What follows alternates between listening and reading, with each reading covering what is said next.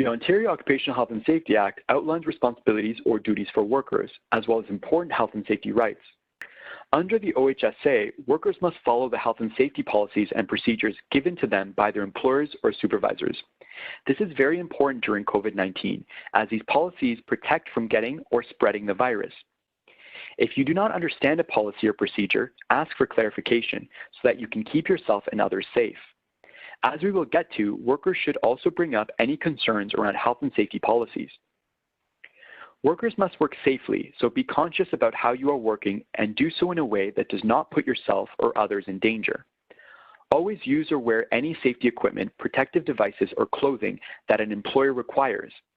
This is important, and although sometimes equipment can be uncomfortable or seem like a hassle, it is required because it can protect you and keep you safe and healthy. Not wearing safety equipment can put you and others at risk. This next responsibility is an important one. Workers must report any health and safety hazard found in the workplace to a supervisor or an employer so that supervisors and employers can meet their responsibility, address the hazard, and ensure workers are protected. For example, if a worker notices a ladder they have to climb up is shaky or loose, the worker should report this hazard to the employer so that they can fix the ladder and address the danger. Currently, during this pandemic, as we have mentioned, if a worker feels illness symptoms like those associated with COVID-19, they must report these to a supervisor or employer to make sure the needed safety measures are then followed. Or if a worker feels there is something not being considered around COVID-19 safety on the farm or at the bunkhouse, like tools or equipment not being disinfected or it being difficult to physically distance, and the worker is not sure what to do, they should report this to the supervisor or employer as well.